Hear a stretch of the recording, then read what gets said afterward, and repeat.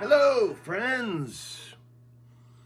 It's your old Willowick, Ohio hillbilly buddy, Uncle Larry, checking in on a Saturday morning.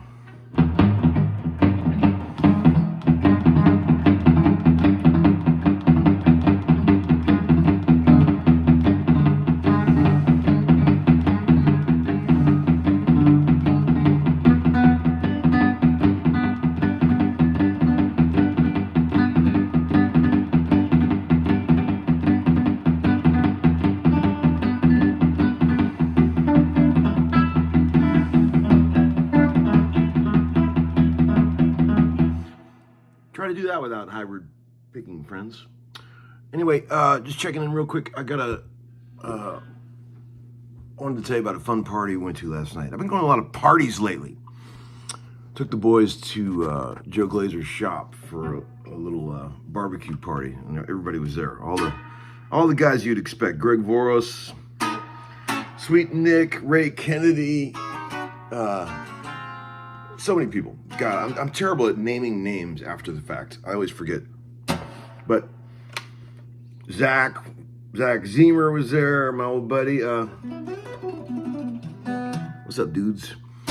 And they had some of the best barbecue I've ever had in my life. Whoever was cooking that pulled pork barbecue, I just told Joe Glazer, needs to stay on the payroll. Jesus. But anyway, while I was there yesterday, I picked up this recently refretted 58 Tele top loader, and man, Nick Druschel did a wonderful job refretting this guitar. Man, it turned out better than I ever hoped. This thing is just awesome. I mean,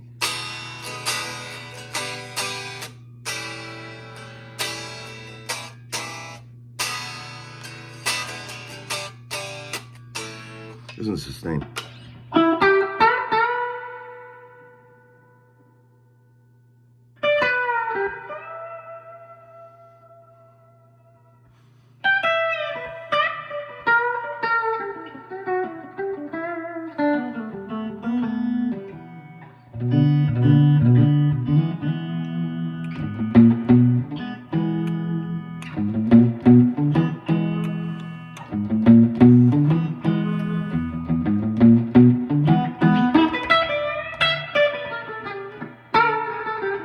Let's plug straight into a Princeton reverb.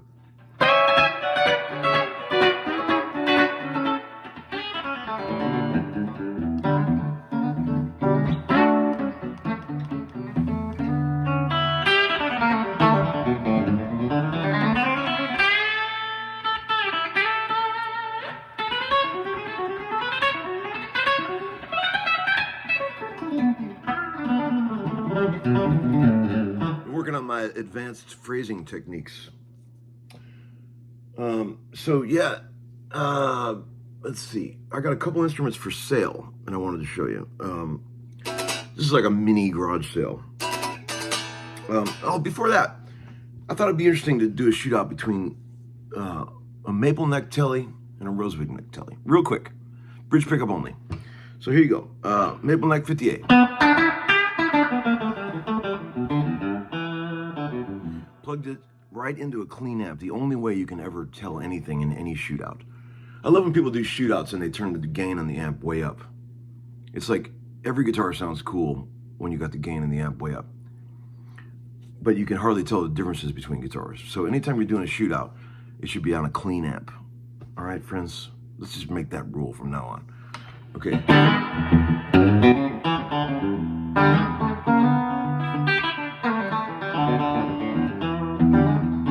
Beautiful Bakersfield bite. Here we go. Here comes the rosewood Tele. Okay. Here we go. The 60 Tele Custom slab board.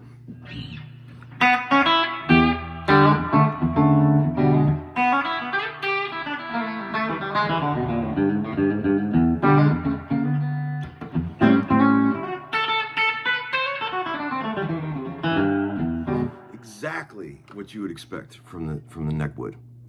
Exactly. Darker, denser, fatter.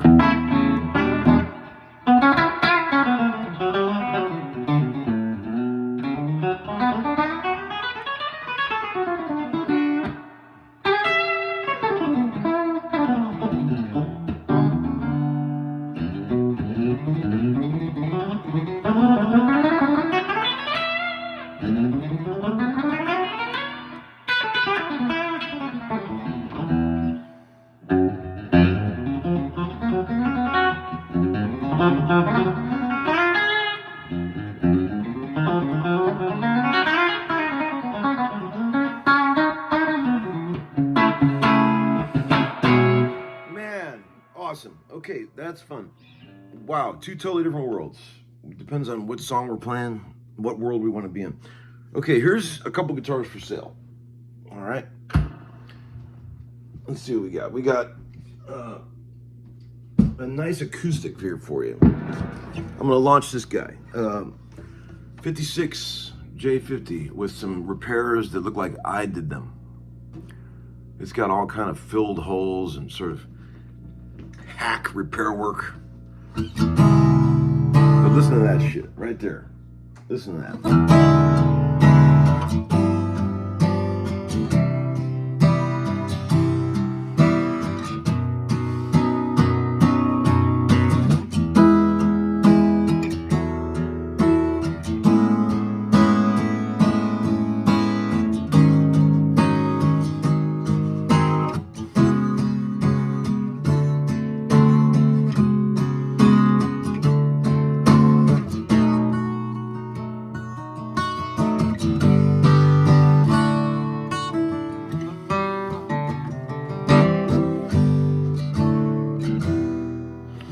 You know, I have nothing to prove it, but I was told as I walked out the music store with this guitar that it used to belong to Keith Whitley. I don't have any documentation. Can't find any photos of him playing it. But in my mind, it belonged to Keith Whitley.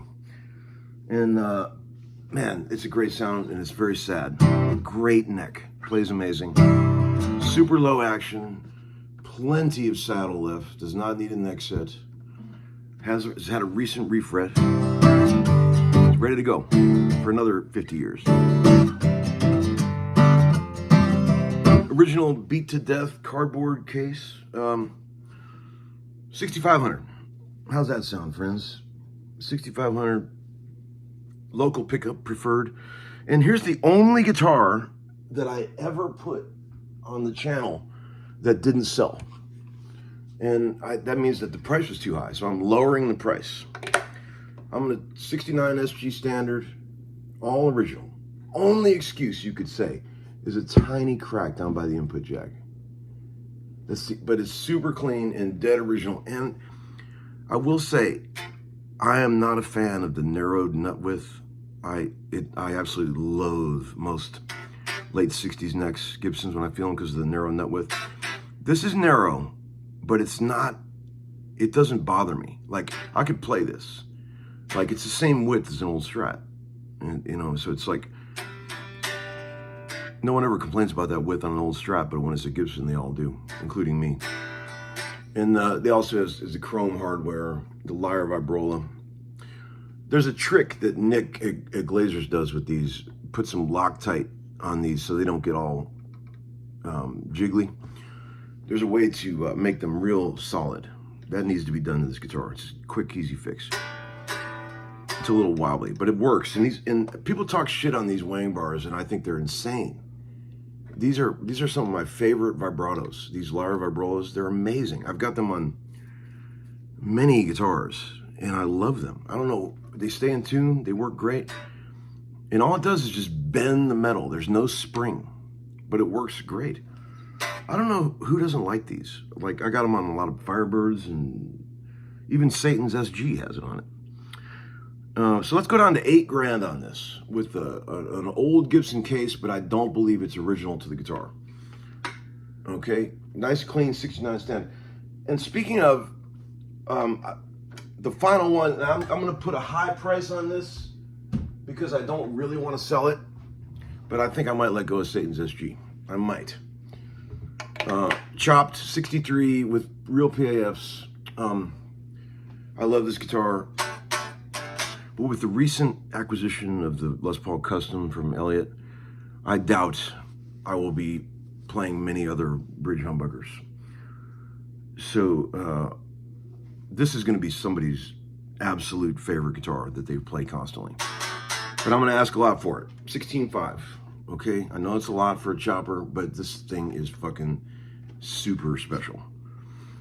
You know, I try to give you guys good deals when I can, but when it's something like this, I know that the guitar is worth this, and somebody's gonna love this guitar.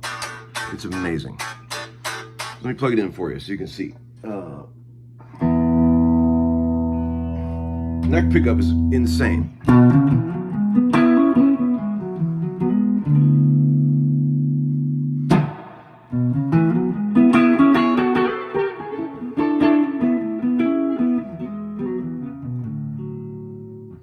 Damn, buttery.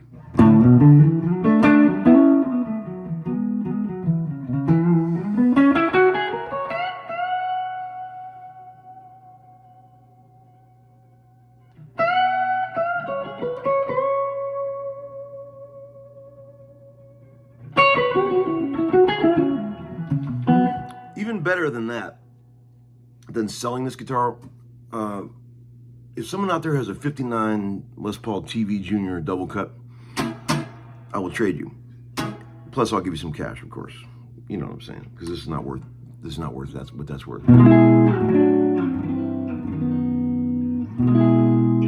Here's the bridge pickup. I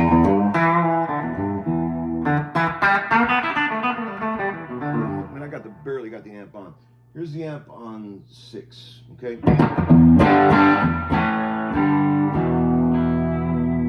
Straight in Princeton. No, here's no reverb.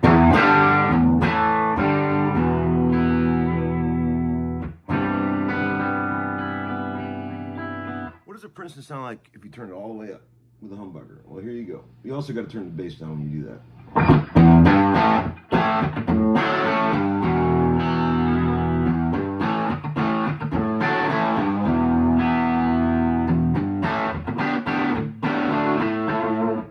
Turn the treble down.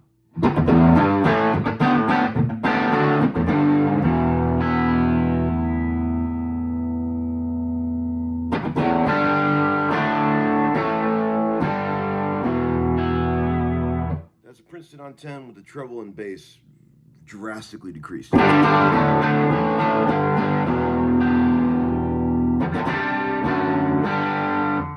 Yes, there you go. All right, friends, let me know. This one I'm still on the fence about, but let me know if you're interested. Hope you guys have a great weekend.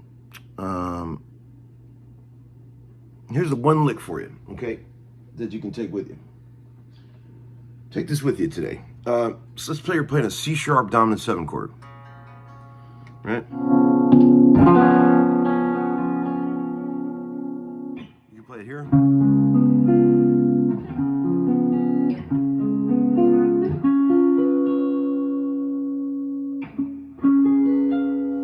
Lots of places to play this chord. But what if you did this? Play the C sharp 7 like this. Play the root, hammer from the minor third to the major third, and then you get your dominant 7 with the open B string.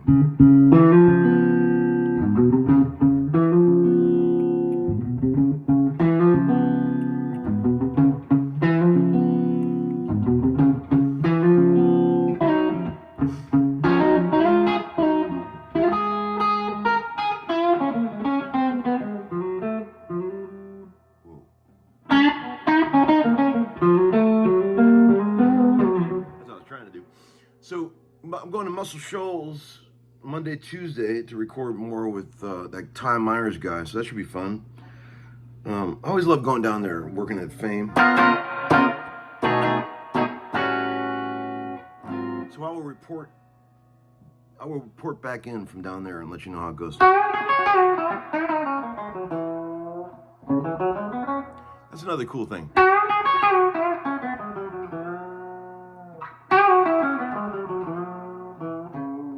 When you're playing your blues, whole step pull down bend with your index finger, going from the minor third back to the one.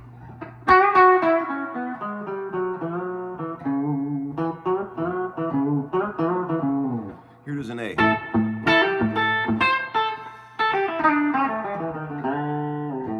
It takes a little bit of hand strength to pull that one off.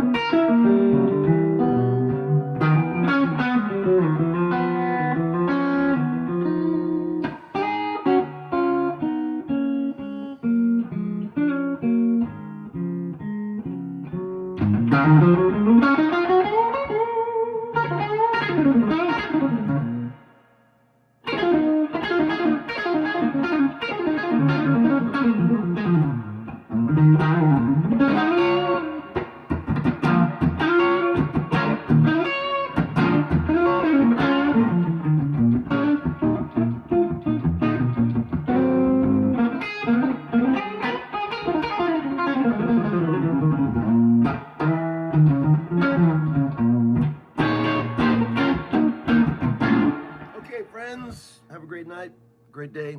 Get in the pool. See you later.